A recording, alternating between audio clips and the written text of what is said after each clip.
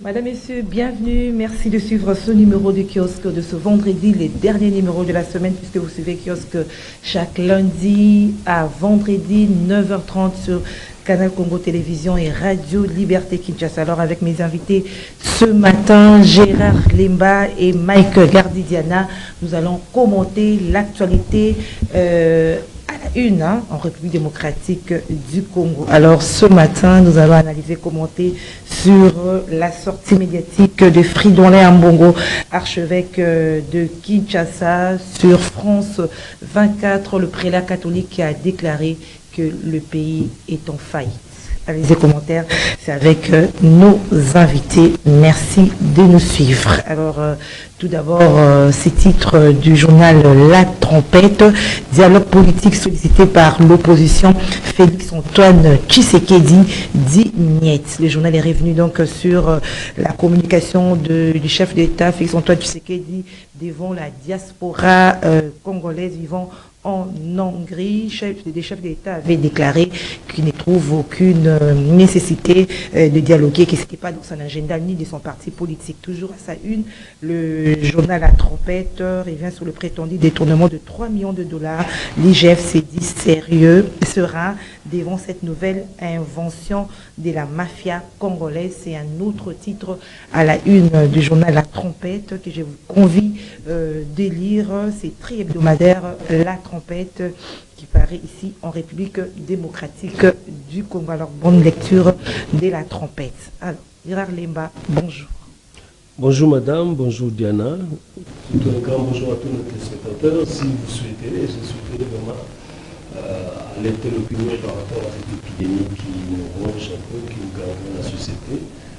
En silence, qu'on appelle un Mpox, la variole des singes. La variole des singes. Donc, je crois ce matin, le ministère de la Santé va peut-être le fixer. Contrairement à Covid-19, il y a eu une forte sensibilisation, mais c'est comme si les gens minimisent un peu la portée, alors que il n'y a pas plus que hier, j'ai quoi un ami qui m'a parlé de ça, ça m'a un peu réveillé pour me dire que son petit frère que je connais très bien, je ne sais pas le dire ici, il est atteint et qu'aujourd'hui il est isolé en quarantaine quelque part. Ici à Kinshasa. Ici à Kinshasa, donc c'est pour vous montrer que c'est vraiment sérieux. Il ne faut pas que quand ça vous touche, ou quelqu'un que vous connaissez mieux, c'est à ce moment-là que vous êtes un peu réveillé. Alors nous ne sommes pas des médecins, comme on dit que les journalistes ne donnent que l'information, donc nous devons vraiment alerter l'opinion sur cette maladie. C'est au ministère de la Santé de nous sensibiliser en termes de prévention, hein, comment nous prévenir par rapport à cette épidémie. Vraiment ça dérange, donc ça existe vraiment. Comme j'essaie un peu de parcourir sur Google, de voir qu'est-ce qu'il faut un peu là, mais les contextes congolais, je crois que nous avons un gouvernement responsable qui doit peut-être nous fixer, hein, par rapport à ça. Donc c'est vraiment une mise en garde, une alerte que nous lançons à toute l'opinion, de savoir que je crois la même m'a dit que je pense que on doit peut-être bannir avec l'habitude de nous saluer par la main. Si on va peut-être opter conventionnellement avec des cours, hein, c'est justement pour éviter un peu la transmission. Mais je ne suis pas médecin, je n'ai pas d'expertise médicale, mais c'est justement pour vraiment alerter que Mpox, la maladie des singes. Mais qu'est-ce qui fait que la population semble négligée, ignorée? Exactement. C'est une question de sensibilisation. Sensibilisation, c'est-à-dire que nous avons peut-être cette habitude. Quand c'est plus Diana que je connais bien, il a atteint là, j'ai pas de discussion. On les regrette, nous avons vu différentes épidémies ici. Mais ça existe déjà, ça existe. Donc c'est au ministère de la Santé, puisqu'ils vont encore se fixer tout à l'heure là, de jouer à toutes les tribunes, à tous les créneaux pour un peu, vous voyez, généralement ils passent par les artistes, c'est par les sportifs, nous la presse, pour ne serait-ce qu'alerter. Et puis démontrer ces cas palpables de la maladie. Bon, ça c'est une maladie. Il y a beaucoup de faits qui entrent en jeu. Quand tu dis ça avec Covid, qu'est-ce qu'on n'a pas entendu, hein? Il faut avoir tous les paramètres montrés, mais avec les effets psychologiques sur l'opinion. L'opinion, on le protège aussi. Hein? Je peux citer le nom qu'on m'a donné, quelqu'un que je connais bien. et il est atteint avec tout ce que, comment on appelle ça, les ulcères et consorts. Ça a une autre impréhension chez moi que peut-être vous connaissez peut-être des personnes qui atteignent. Montrer là, c'est bien beau, mais on doit voir tous les effets, hein, comment l'opinion peut réagir par cette démonstration dont vous parlez. Donc, tout à l'heure, on saura peut-être par la ministère de la Santé qu'est-ce qu'ils auront à dire. Ils doivent communiquer davantage. C'est important, c'est très très important. Ok, Mike Gardidiana, bonjour. Bonjour madame, merci pour l'invitation.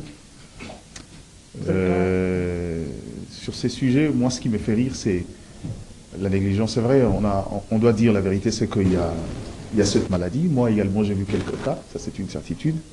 Mais le problème dans les chefs de ceux qui dirigent. Je vous donne un exemple simple. Quelle est la meilleure des manières de prouver le sérieux d'une épidémie?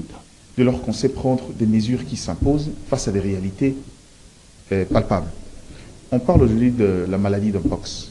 Mais arrivé dans les salles de classe, dans les écoles, aucune disposition prise pour protéger les enfants qui, les natures sont vulnérables face à ces genres d'épidémies.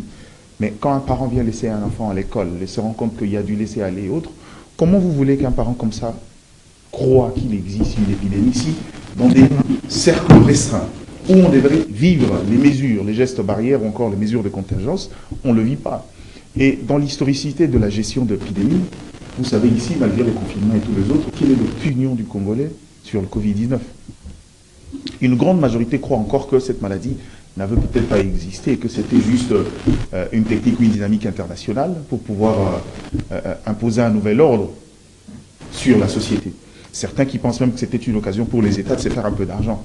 Alors, comment briser ces mentalités, ces mythes qui est dans la conception de gens? C'est là qu'intervient la notion de la communication.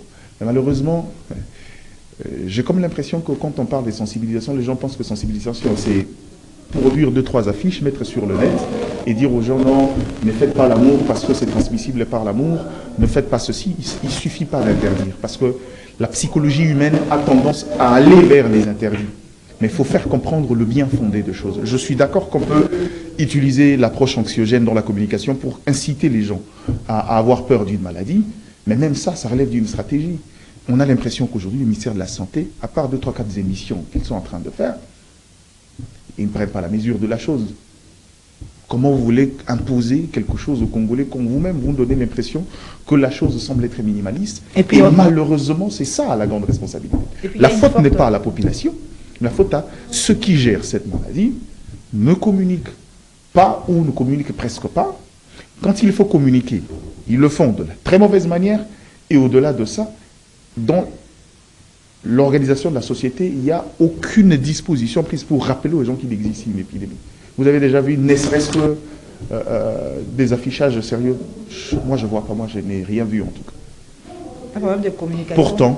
Pourtant, en mode d'urgence, c'est près des 10 millions de dollars américains déjà décaissés pour pouvoir gérer cette pandémie-là. La question, c'est que dans les 10 millions décaissés, on n'a pas prévu l'argent pour la sensibilisation, pour la communication. Ça serait grave à mon humble avis. Voilà, face à cette faible communication, il y a aussi une contre-information. C'est-à-dire que les gens disent que tu pouvais même appliquer les pondos et vous êtes guéri. La contre-information vient justement de la légèreté dans la gestion de ces genres de cas. Parce que les gens le confondent avec la maladie qu'on appelait autrefois, c'était encore quoi? Kolokoto, Kitutu. Les Kitutu et les autres.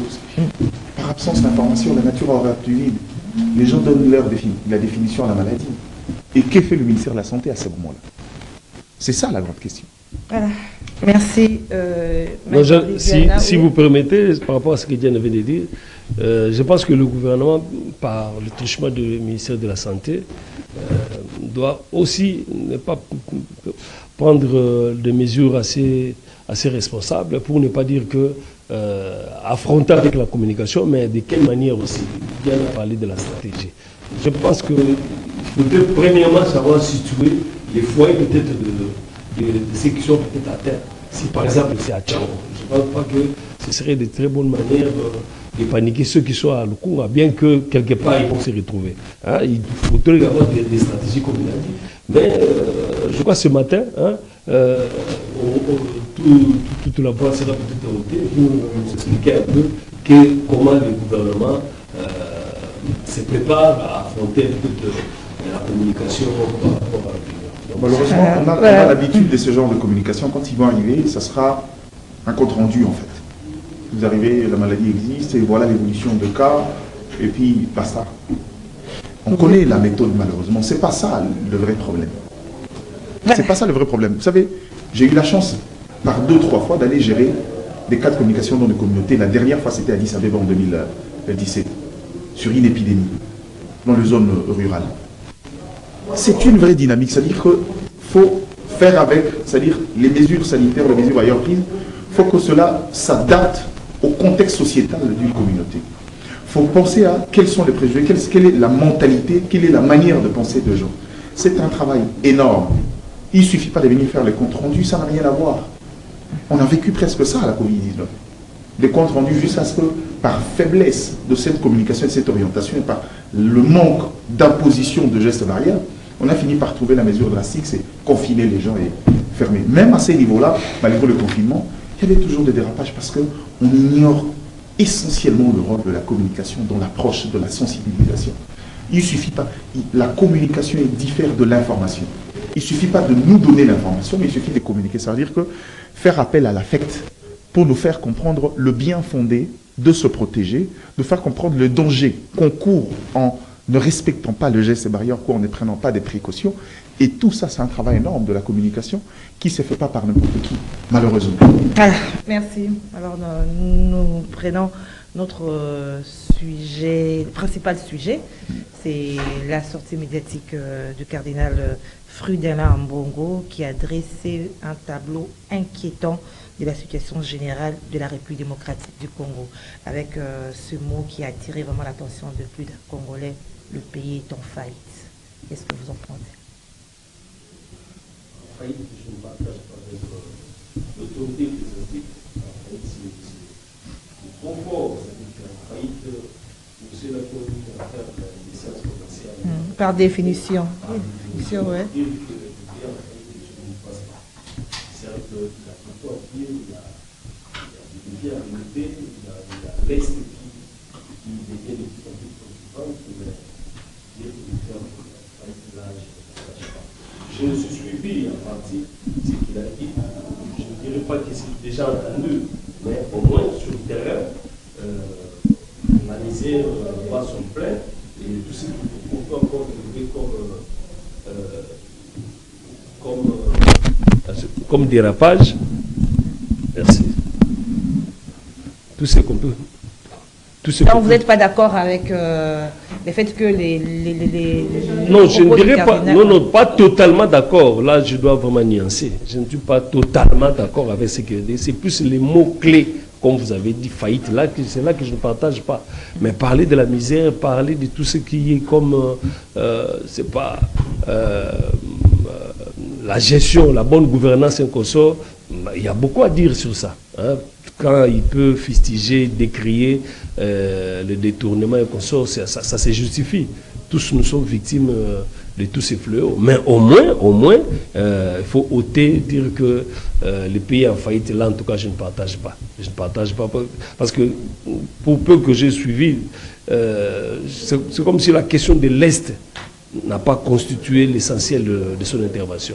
Alors il a parlé de l'Est, oui, il en a parlé. De la communauté internationale. Exactement. Il est contre le départ qui qualifie précipité de la MONUSCO. Oui. Bon, ça j'ai suivi, mais ça devait peut-être les mots durs, ça pouvait être à l'endroit de la communauté internationale. Ok, merci, je reviens à vous. Alors, regardez Diana, la sortie médiatique du cardinal, ça intervient quelques jours après la communication du chef d'État face à la diaspora en Hongrie, où les chefs avaient rejeté l'idée du dialogue. Le cardinal le soutient. Hein. Est-ce que c'est une réponse aux propos du chef de l'État? D'abord, je suivis le discours du chef de l'État, il n'a pas rejeté le dialogue. Il dit que ce n'est pas une nécessité. Il estime que ce n'est pas une nécessité, ce n'est pas une urgence, mais on reste ouvert sur tout celui qui voudra voir le chef de l'État pour discuter. Une très bonne mise au point, Diane. Là, c'est vrai. Il n'a pas rejeté. Oui, tout celui qui voudrait voir le chef de l'État pour pouvoir discuter sur les questions de la République, il s'est montré ouvert. Directement avec le chef, mais pas se mettre sur oui, une mais table. En fait, quand vous dites directement avec le chef, oui. C'est à ces moments, dans ces contextes-là, qu'on pourra définir le format. Vous savez, c'est ça la réalité des choses. Une discussion, un dialogue, c'est une discussion. On peut changer de sémantique, dialogue, conclave, concertation. Concertation, peu importe la forme, ça veut dire qu'il faudra discuter. J'ai toujours dit aux gens, je suis de ceux qui pensent que le dialogue est un mécanisme de gestion pour des États comme la RDC, pour les États africains. Mais la question est-ce que l'État est en faillite? Moi, je vais vous dire oui. Oui, l'État est en faillite. Mais la question, après, c'est depuis quand l'État est en faillite? C'est ça le grand problème. Cet État est en faillite depuis bien longtemps. Qu'est-ce que vous... La preuve de la faillite. Oui. Parce qu'à chaque fois qu'on arrive à la fin d'un mandat constitutionnel, où celui qui a apuré son mandat constitutionnel doit passer le pouvoir à quelqu'un d'autre, on invente des théories de dialogue pour pouvoir éviter le cadre réglementaire qui est les élections. Ça prouve à suffisance que l'État est en faillite, c'est-à-dire dans la mentalité politique, il y a des éléments qui nous prouvent à suffisance qu'il y a un problème de faillite. En cet instant, quelle est la priorité? Est-ce que la priorité, c'est de ne pas dire, écoute, il est à son dernier mandat? Mais ce n'est pas encore la fin, il est au début de son dernier mandat. Non, mais justement, quelle est la meilleure stratégie pour l'opposition de la société civile? Parce qu'il est dans son dernier mandat constitutionnel. On va voir ce qu'il est capable de faire dans les délais qui restent. Pendant ce temps, nous, on se prépare pour l'électorat. Pour ceux qui doivent compétir, pour la société civile, on prend des mécanismes. J'ai toujours dit, moi, s'il faut qu'on discute aujourd'hui pour trouver un canevas sur le financement des élections, pour éviter les thèses du genre, on n'a pas de moyens, on n'a pas de ressources, qui occasionnent généralement les glissements, je suis d'accord. Et pourquoi je suis d'accord avec cette approche? Parce qu'aujourd'hui, autrefois, on pouvait compter sur l'opposition institutionnelle, notamment au niveau du Parlement, pour pouvoir faire le contrepoids, pour pouvoir faire la sentinelle en ce qui concerne la tenue effective et dans le délai des élections. Mais aujourd'hui, quand vous allez au Parlement, cette opposition est extrêmement faible. Ce qui fait qu'il faut compter sur la dynamique externe, sur cette opposition. L'opposition au Parlement est faible, ce n'est pas par rapport au nombre. Mais exactement. Oui. Ah, vous parlez de la faiblesse en termes de nombre. Mais justement, écoutez, le pouvoir législatif est un pouvoir collectif qui agit, qui interagit par principe d'opposition à des majorités. Ça veut dire que plus vous êtes faible, plus vous avez des difficultés à pouvoir imposer une ligne directrice ou encore à imposer une proposition. Sauf quand ça va dans le sens de l'intérêt, si on était ailleurs, mais dans le Congo, on étiquetait les gens. Puisque c'est l'opposition, on ne regarde pas. C'est ça la réalité. Donc ici, il faut compter sur la dynamique externe pour pouvoir faire ce travail de veille sur le pouvoir. Pour moi, c'est la thématique essentielle. Mais quant aux questions de gouvernance, quant aux questions de la gestion, on a élu quelqu'un pour 5 ans. Encore, c'est-à-dire, on lui donne en fait, ce n'est pas vraiment lui donner le libre arbitre, on lui dit, écoute, on vous a donné mandat, maintenant, il vous reste un peu de temps. Pour établir un bon jugement de valeur, on va voir dans les 3 ans ce que tu es capable de faire. Et si tu peux rebondir au regard de ce que tu n'as pas pu faire. Si on a donné un deuxième mandat, c'est parce qu'on s'est dit, il y avait plein d'idées, il y avait plein d'initiatives lors du premier mandat, on va lui donner l'occasion de pouvoir parachever un peu sa politique. Et ça, c'est la logique des choses. Si vous me dites que l'État est en faillite, oui, je suis d'accord que l'État est en faillite. En faillite, pourquoi? Parce que depuis 2 années, depuis maintenant plus de 2 décennies, les hommes politiques congolais sont incapables de trouver un langage commun sur ce qui se passe à l'Est. C'est par là que vous expliquez le terme faillite qu'a utilisé le cardinal. Non, mais je suis en train d'aller, il n'y a pas que ça. J'ai toute une liste. Avant d'en arriver, vous avez dit tout à l'heure que vous ne voyez pas la raison d'organiser un dialogue, parce qu'il faut, les opposants doivent attendre la fin du mandat pour postuler aussi. J'ai donné une raison pour le dialogue, mais si ce n'est pas le cas, pour autre chose, je ne vois pas le sens. Non, si c'est pour aller discuter du gouvernement. Les demandeurs de dialogue mettent en exergue la situation sécuritaire, c'est-à-dire qu'on doit rester comme ça, avec cette situation jusqu'à la fin du mandat du chef de l'État.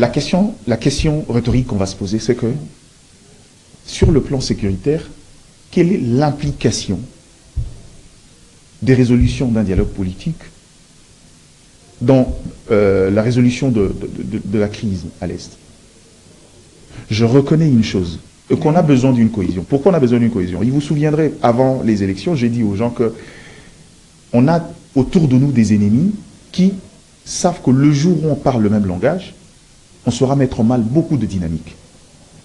La preuve, c'est qu'à chaque fois que cette situation tend à trouver une issue, on tente de donner une autre coloration à cette situation de la guerre de l'Est. On vient recruter des esprits faibles pour aller dédouaner ou encore blanchir ceux qui sont impliqués de plein pied dans la question de la guerre de l'Est. Je l'ai dit ici, les gens n'ont pas cru. Mettre sur une table pour éviter. Justement, laissez-moi y arriver, laissez-moi y arriver.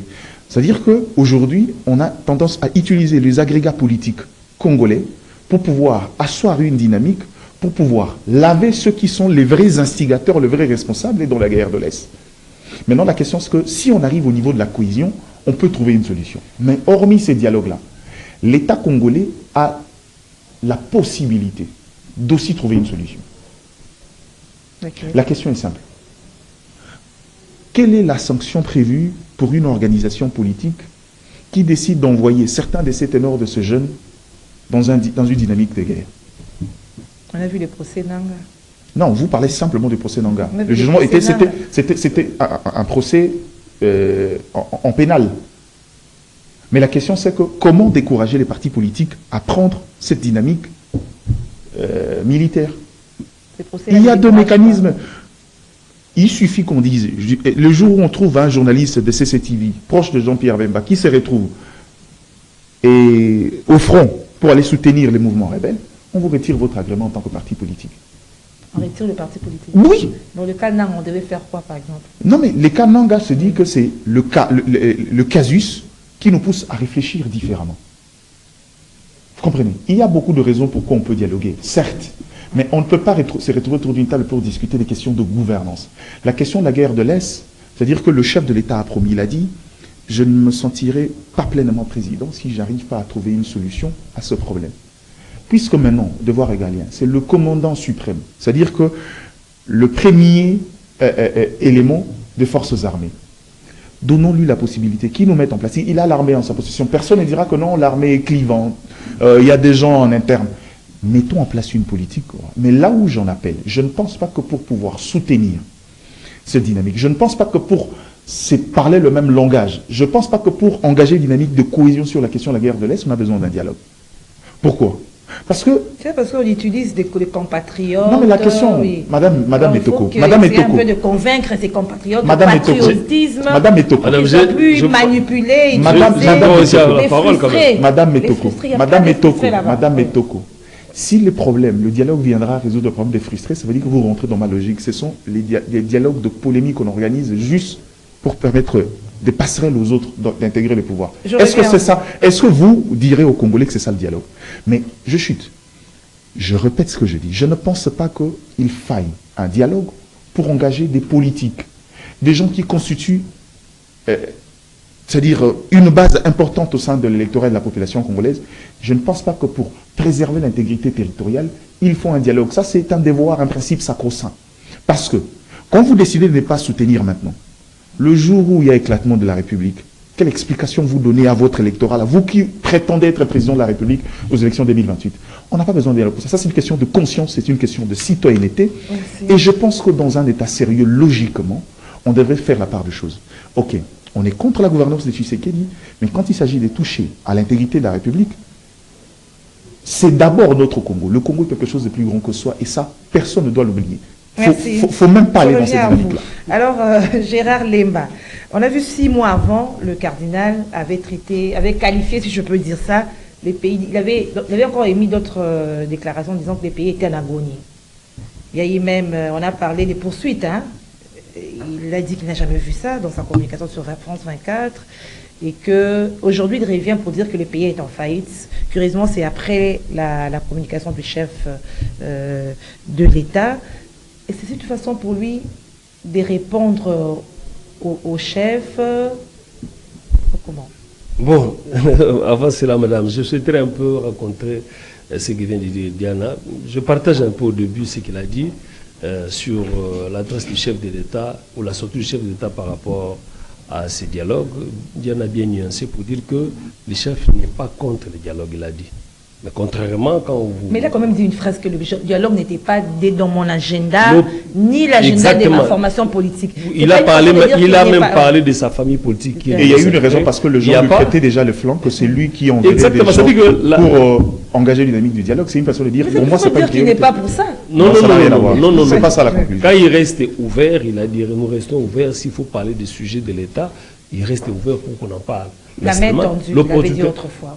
La main tendue. N'oubliez pas, c'est que l'initiative qui est venue de Martin Fayoulou, et que par Martin Fayoulou, nous avons encore entendu la question de la vérité des urnes. Vous voyez un peu.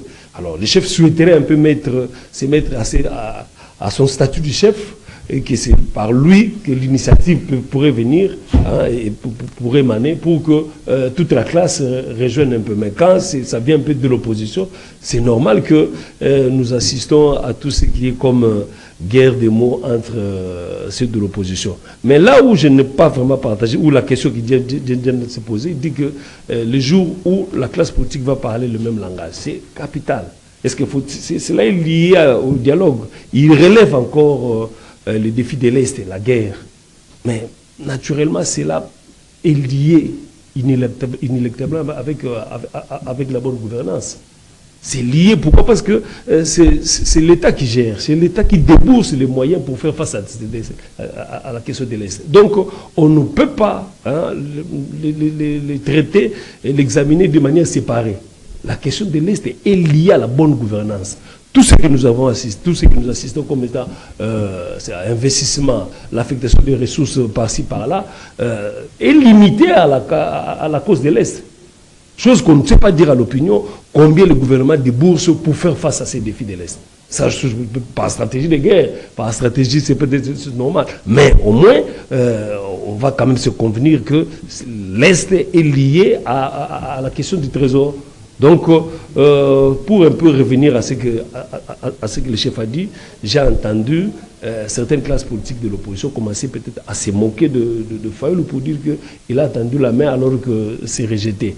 Je me rappelle encore de bien suivre Kambere du PPRD qui a dit que le PPRD attendait la réaction de la famille politique du chef de l'État.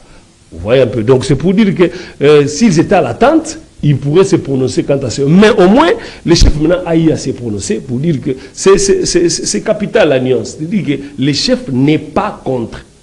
Les chefs n'est pas contre, c'est vraiment à souligner. Le format, les formats, peut-être les moments et qu'on sort, mais qu'on le veut ou pas, dans notre manière de traiter la question de l'Est, nous devons se montrer plus solidaires quand il s'agit de l'Est. La distance n'est pas une cause pour dire qu'il y a quand même une légèreté dans notre manière de parler. Nous qui sommes de l'Ouest, et je parle de Kinshasa, il n'y a pas que Kinshasa, il y a l'Équateur et Koso, on doit se montrer plus solidaire. Même chez nous, ici, dans le niveau de la presse, on doit se montrer plus solidaire. Si, par ce dialogue, changer le format, les concepts, comme a dit Diana ici, et qu'on parlerait de concertation ou tant d'autres termes, mais au moins s'asseoir, c'est pas une mauvaise chose.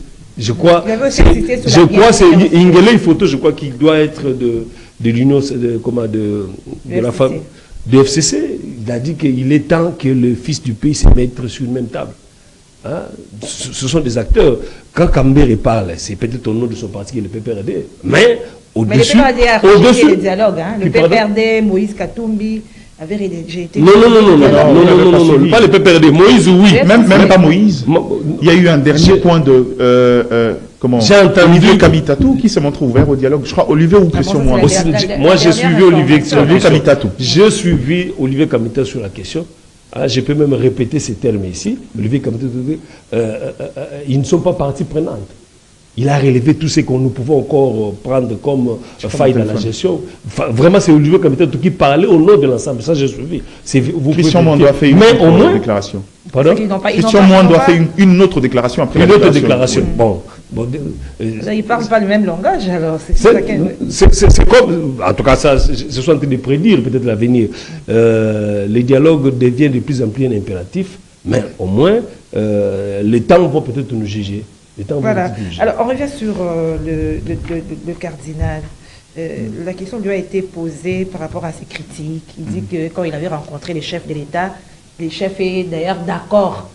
Donc, c'est-à-dire quoi? Il adhère à tous les critiques lui il fait par rapport à la gestion du pays.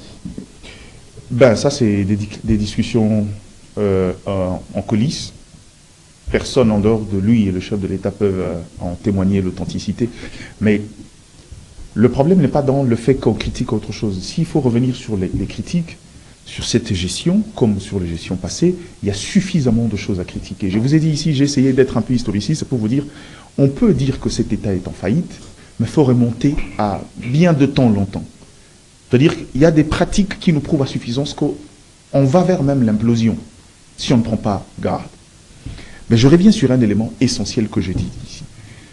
Il ne suffit pas de critiquer. La critique, elle est normale, elle est naturelle, elle est intrinsèque à la vie d'un État.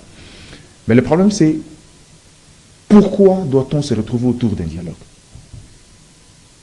Et je reviens sur le format, par exemple, on n'a pas posé la question sur le contexte, le pourquoi de cette déclaration d'Ambongo, c'est justement pour forcer la main.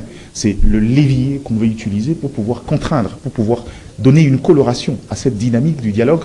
Et vous verrez que l'ensemble de l'opposition, beaucoup de partis de l'opposition attendent ces dialogues.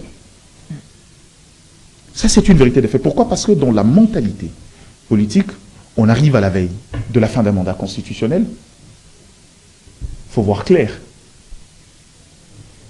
Le dialogue, quand ça vient de Martin Fayulu, croyez-moi, il n'y a pas que Martin Fayulu, beaucoup de gens le pensent. Et on ne peut peut-être pas vous dire, moi j'ai discuté avec des gens du PPRD à gauche, à droite, dans le fond, seront très favorables à un dialogue. Ils vaudront bien d'un dialogue. Je vous ai dit ensemble ici, c'est vrai, il y a eu une déclaration avant, mais après, ils ont tamisé. J'ai vu Christian Wando revenir sur le terme tendant à donner la forme à ce qui peut être le contenu de ces dialogues-là. Mais dans le fond, vous verrez que dans la cartographie politique, beaucoup. Aujourd'hui, déclarer un dialogue, croyez-moi, ça sera un bateau qui sera rempli à la manière de l'arche de Noé. Parce que c'est devenu presque la jonction indispensable pour la plupart des politiques, je l'ai dit ici. Et pour moi, c'est un indicateur, justement, de la faillite politique. On ne peut pas cautionner cela. On ne peut pas donner un mandat à quelqu'un. Alors, pendant que la fin de son mandat constitutionnel arrive, au lieu de s'organiser comme d'habitude, on pense à un dialogue. Vous savez pourquoi on pense à un dialogue? Ils ne sont pas le seul responsable. Parce que dans la mentalité africaine, c'est que quand on arrive à cette période, il vous souviendrez, vous voyez, les tumultes du genre, Augustin Kabouy arrive sur la place publique, non, il faut réviser la Constitution. Ces genres de tentatives. Ce qui fait que la seule possibilité, le seul cadre qui peut barrer à ce velléité des modifications et de prolongement de mandat, c'est un dialogue qu'on se mette autour d'une table et qu'on discute. Discuter pourquoi? Pour offrir la sécurité aux uns et aux autres. Et ça, pour moi, c'est une preuve de la faillite politique. Pourquoi ne pas aller dans une dynamique logique? Il a fini son mandat, on va. Si, pendant sa gestion, on se rend compte qu'il y a des faits coupables, eh ben, regardons les choses en face. Il faut regarder. Par exemple, quand le prélat, je continue avec les propos du prélat catholique, lorsqu'il dénonce l'incapacité des dirigeants étatiques à apporter des réponses satisfaisantes aux attentes du peuple congolais, qui ne sait plus à quel sein se vouer. Pour lui, effectivement, tous les signaux sont au rouge par manque d'un leadership fort. Ça aussi, il faut regarder jusqu'à la fin du mandat. Non, le problème, c'est que je pose une question à l'abbé Fridolin Ambongo. Quel est le levier que lui peut utiliser pour contraindre des gens qui ont eu un mandat constitutionnel, qui se montrent faibles dans leur constitution, pour pouvoir le mettre hors état de nuire? Dénoncer, c'est ce qu'il a fait. Non, mais justement.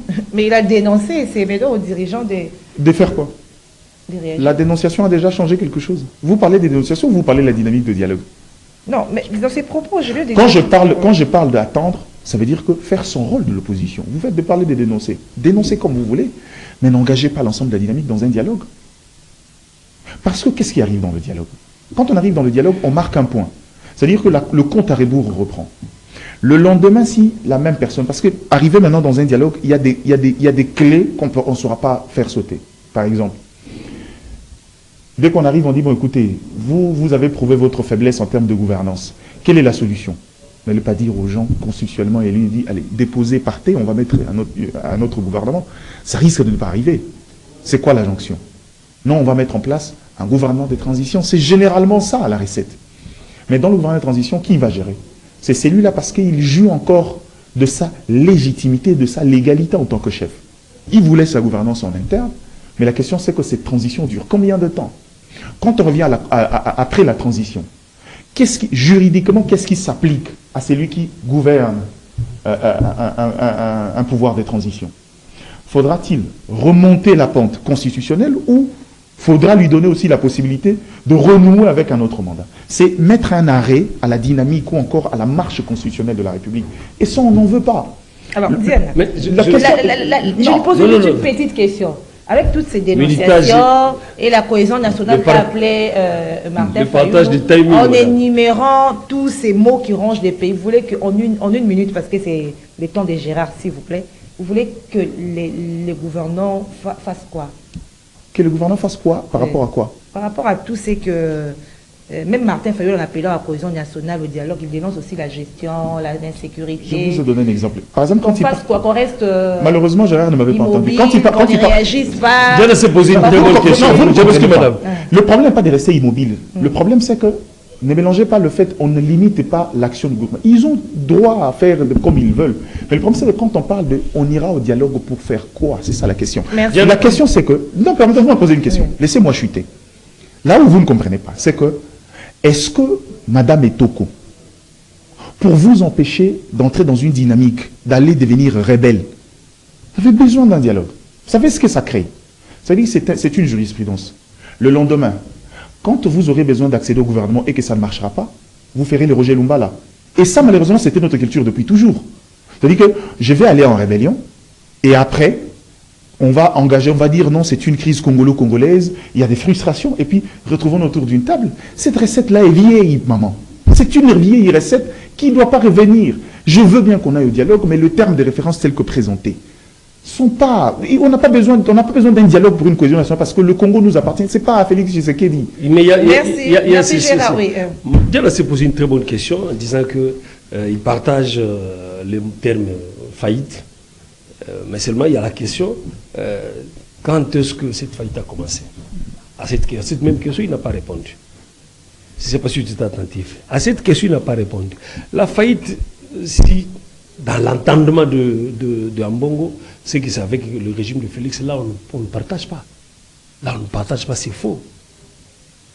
Ça a commencé depuis longtemps. Très, très longtemps. Il n'y a personne pour arrêter cet élan de faillite. J'ai aimé Mouyaya. Mouyaya a dit que même la classe politique, branche de l'opposition, ils sont aussi responsables dans tout ce que nous assistons. C'est peut-être nous, la population, qui n'arrive peut-être pas à faire peur peut-être à notre classe politique, mais les tous unis sont responsables. Il y a 10 ans passés, ce qui était dans l'opposition, il y a 10 ans passés, tous ceux qui clament comme étant les meilleurs des opposants, c'est où est-ce qu'ils étaient? Ils en ont eu à bénéficier. Et lors du dialogue, c'est le cercle infernal qui va encore recommencer. Et ils sont dans les majoires et c'est la population qui ne se retrouve pas. Mais qu'est-ce qu'ils vont dire à la question de l'Est? Vous voyez, là où je ne partage pas, je ne peux pas parler de mon pays en termes de mon ventre. Là, je ne partage pas. Dire que le pays est en faillite, comment je me retrouve ici au plateau, je suis en Binza là-bas, je viens de l'Upen. C'est pour dire que j'ai pris un transport. Les peuples ne seraient je m'excuse. Non, laisse-moi. C'est là que je ne partage pas. Quand vous tout est rouge, c'est faux. Le fait de prendre un transport, je ne sais pas, à plus de 5 km et venir ici calmement, je m'excuse, difficilement je suis là, il y a des gens qui nous suivent. Il y a l'électricité, quand même on peut encore relever certaines failles énergétiques, mais au moins les gens qui nous suivent à la maison. Et ça, vous appelez ça la faillite. Oui ou non, nos phares sont payés. Oui ou non, l'ANER, tous les services de sécurité, la police, dans les entreprises sont payés. Vous savez, dans le langage commercial, quand vous dites la faillite, les termes qu'on utilise, c'est quoi? C'est mettre la clé sous le paillasson.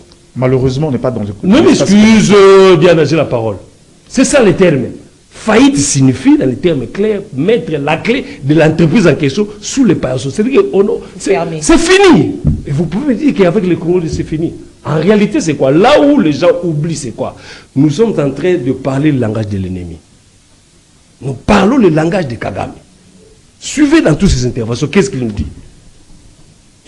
Ils doivent commencer à trouver des solutions à leurs propres problèmes. C'est comme si tout ce qui se passe c'est pas à Kigali ou au Rwanda et au Rose. C'est faux. Vous voyez un peu. Donc, nous, la population, nous commençons, ou même la presse, nous commençons à prendre le langage ou le style de la classe politique. Mais à un moment, on avait... Parlons de notre pays avec passion. Le Congo ne va pas marcher, ou le Congo ne va pas bien parce que moi, Gérard, je me retrouve. C'est faux. Et c'est ça la classe politique. Bien je partage quand il dit que c'est toute la classe politique qui attend ces dialogues-là. Pourquoi? Parce qu'ils savent la formule. Alors, c'est à nous de nous réveiller plus hein, de comprendre que nous assistons ou nous avons une classe politique réunie ensemble des irresponsables, il faut le dire ainsi, hein, qui ne comprennent pas. J'ai suivi l'intervention du président Vital Kamerhe, je crois, en Côte d'Ivoire. J'ai aimé ce qu'il a dit. Il s'étonne. Le même hôtel où il a été logé il y a peut-être 5 ans ou combien d'années après, il ne se retrouve pas par les trajectoires qu'on a amenées partant de l'institution par Parlement en Côte d'Ivoire. Pourquoi? Parce qu'on a pris un autre chemin et la route, c'est par la voie ferrée. Une chose que à mon pays, ça ne se fait pas. Pourquoi? C'était l'occasion pour lui de montrer. Ça, c'est ça, c'est responsable. Non, bien sûr. Ça, c'est le langage du peuple. Laissez-moi terminer. Laissez-moi terminer. Il se plaint beaucoup de temps. Laissez-moi. C'est l'occasion pour lui de relever la grande question de l'Est. S'il n'y a pas de tels investissements chez nous ici, voilà, ça fait 30 ans que nous subissons une injustice ou un complot au niveau international qui n'est pas au courant de ça. Donc, dans la manière de parler, Diana, que j'aime bien, on doit peut-être avoir l'essence de la mesure, hein, avoir des limites. Ici, oui, ça va ici à dénoncer, mais ce n'est pas le faire, comme on dit, une globe, on dit que tout est noir dans la gestion de Félix. Là, je ne le partage pas. Voilà, appelons au dialogue, je reste avec vous, parce que vous avez réclamé par rapport au temps. Le cardinal a aussi estime que précipiter les départs de la MONUSCO, du Nord Kivu et de l'Ituri serait une erreur. Précipiter le départ de la MONUSCO et au Nord Kivu et l'Ituri serait une erreur. Je ne sais pas si aussi, à ce que je sache, il y a le principe de l'universalité de l'Église catholique. S'il y a des gens qui sont mieux informés dans ces pays-ci, je pense que en Bongo, le cardinal fait partie. Hein? Dire que le départ de la MONUSCO et tout ce que nous avons enregistré comme dégâts de cette même MONUSCO, lui n'est pas au courant. Lui n'est pas au courant. Mais revenons un peu au départ. Pourquoi Mouzé à l'époque commençait déjà à refuser l'arrivée de la MONUSCO ici? S'il était un prophète, il a volé. Il était un prophète. Pourquoi Mouzé refusait? C'est comme si c'était vraiment une très bonne opération, un deal où la communauté internationale se retrouve dans cette affaire ici. Nous, on a pensé, à un moment donné, non, c'était une mission d'observation. Et quelques années plus tard, non, c'est maintenant une mission, c'est pas d'opération, ils ont maintenant la tâche d'opérer. Mais après tant d'années, qu'est-ce que nous avons maintenant comme résultat? Si nous étions vraiment en faillite et qu'il y a eu l'appui de la communauté internationale, quelle est sa part? Mais en réalité, nous savons ce qui se passe en coulisses. C'est plus l'exploitation anarchique de cette même communauté internationale. Qu'il a interpellé aussi. Il a interpellé. Ça ne suffit pas. Ça ne suffit pas. Madame, il y a beaucoup à dire. C'est comme si la passion de parler de la RDC, la dose est un peu amoindrie. Hein? Nous avons assisté ici, en pleine, je ne sais pas, Massissi ou quoi, ou dans une paroisse, et non, le prêtre a laissé la parole à Nanga de prendre le micro. C'est le cardinal qui n'est pas au courant de ça. C'était l'occasion. C'est son église, c'est lui à la tête de l'église catholique. Je ne sais pas si vous imaginez ça. Dans une zone occupée, où on ne sait pas dénombrer le nombre de morts, le nombre de viols et consorts. Non, on donne le micro à Nanga de parler à l'église. Pour donner quel verset de la Bible? En réalité, c'est quoi? Puisqu'il s'est adressé en Swahili. Alors, en réalité, ça fait partie des tactiques de nous diviser. Ça fait partie de balkaniser des pays. Si Nanga n'était pas, j'assume ce que j'ai dit, si Nanga n'était pas un Swahiliphone, peut-être le phénomène là, on n'en a pas assisté. On lui a donné la parole parce qu'il devait s'adresser devant un peuple des Congolais Swahiliphones. Voilà des astuces.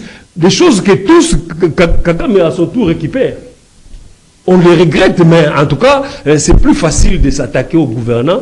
Mais n'oublions pas que la même classe politique de l'opposition aussi fait partie. Parce qu'à un moment donné, à une certaine époque, ils ont eu à gérer et nous devons quand même revenir à comment ils ont géré. Et parlons un peu bien de notre pays. Les micros ici, l'occasion, c'est pour consolider la cohésion nationale du peuple congolais. Ce n'est pas l'occasion. Ce n'est pas le moment pour moi. Ce n'est pas le moment pour moi de chercher voilà la position de l'Est, voilà la position de l'Ouest. C'est faux. Merci. Nous avons un seul pays. Non, mais ma deuxième prise de parole. Oui, Diana. 30 secondes, s'il vous plaît. L'émission est finie, c'est bien de réclamer les temps, c'est d'avoir lâché le temps, c'est aussi important. Alors, moi je voulais finir, on m'a donné 30 secondes, je vais tenter peut-être d'en prendre une. Pour faire court sur la question de la guerre de l'Est, vous revenez sur la question de la MONUSCO, je veux dire au cardinal Fridolin Ambongo que la question de la MONUSCO est une question évaluée sur le plan étatique. Avant Tshisekedi, Kabila était déjà dans la dynamique, plusieurs fois sur la tribune des Nations Unies, revendiquait le départ de la MONUSCO par faiblesse des résultats et autres. Donc le problème, c'est que ça fait partie des questions de la continuité de l'État. Et qu'aujourd'hui, beaucoup de Congolais, notamment vivant dans de ces zones-là, n'ont pas jugé de la pertinence du travail de la MONUSCO, qui, dans la plupart des cas, sont tombés dans les affaires et sont devenus des passerelles pour le mouvement rebelle qui allait torsionner le Congolais. C'est des cas isolés, mais de manière globale, je ne remettrai pas en pâture le multilatéralisme que nous offre le monde. Et je pense que les États-Unis restent un partenaire traditionnel pour nous.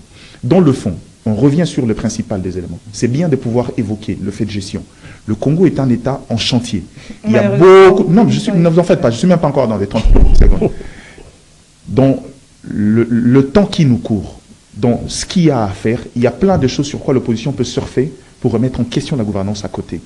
Mais je vous révèle ici que cette valeur marchande qu'on a donnée au dialogue, pour attendre des moments X, des moments Y, pour pouvoir élargir l'espace de gouvernance, pour intégrer sans passer par les cursus, ça, les Congolais n'en veulent pas. Et je pense que l'opposition doit le comprendre à ces niveaux-là. On veut bien aller dans un dialogue comme mécanisme de gestion sur des thématiques bien précises. Un impératif. Mais ne donnez pas une coloration, parce que les Congolais connaissent déjà les dialogues, on en a beaucoup organisé, nous connaissons la finalité des dialogues. Alors il faut notre formule pour à ces niveaux, non, pas dialogue. Non, je crois que la meilleure façon, le meilleur dialogue maintenant, c'est dès là où vous êtes dans votre parti politique, comprenez que quand il s'agit de la question de la guerre de l'Est, c'est une question qui nous touche tous. On n'a pas besoin d'un dialogue pour en arriver là. L'émission est finie. Merci Gérard. Merci.